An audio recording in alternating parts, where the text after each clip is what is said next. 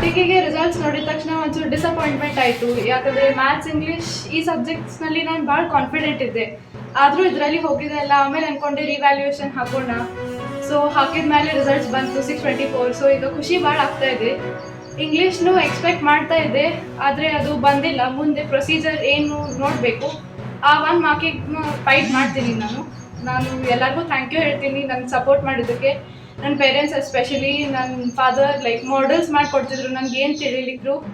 ನನ್ನ ಅಕ್ಕ ದಿನ ಲೈಕ್ ಸಮ್ಸ್ ಹಾಕಿಕೊಡ್ತಿದ್ಲು. ಬೆಳಗ್ಗೆ 3 ಗಂಟೆಗೆ ಎದ್ದಿದ್ದಾಳೆ ನಾನು ಕೂಡ. ಸೊ ಅವ್ರಿಗೆ ಭಾಳ ಕಾಂಟ್ರಿಬ್ಯೂಷನ್ ಇದೆ. ನಮ್ಮ ಸ್ಕೂಲ್ನಲ್ಲೂ ಟೀಚರ್ಸ್ ಎಲ್ಲ ಕ್ಲಿಯರ್ಲಿ ಎಕ್ಸ್ಪ್ಲೇನ್ ಮಾಡ್ತಾಯಿದ್ರು. ಏನು ಡೌಟ್ ಇದ್ದರೂ ಲೈಕ್ ಪ್ರಾಕ್ಟೀಸ್ ತೊಗೋತಾಯಿದ್ರು.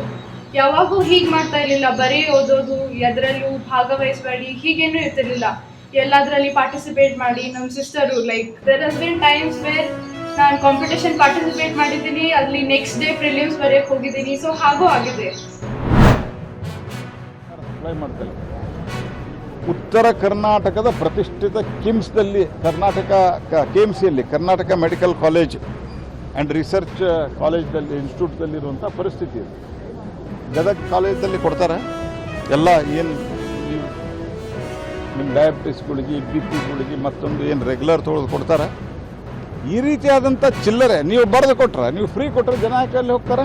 ಜನಕ್ಕೆ ಕಮ್ಮಿ ದರದಲ್ಲಿ ಸಿಗ್ತಾ ಇದ್ದಂಥ, ಉದಾಹರಣೆಗೆ ₹1 ಒಂದು ಪ್ಯಾರಾಸಿಟಮಲ್ ಟ್ಯಾಬ್ಲೆಟ್ ಸಿಗ್ತಿದ್ರೆ ಅಲ್ಲಿ 25-30 ಪೈಸೆ ಸಿಗ್ತದೆ.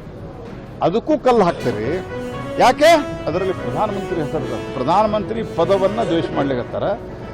ಈಗ ಪ್ರಧಾನಮಂತ್ರಿ ನರೇಂದ್ರ ಮೋದಿ ಅವರಿದ್ದಾರಂತ ಮರುಪರಿಶೀಲನೆ ಮಾಡಬೇಕು.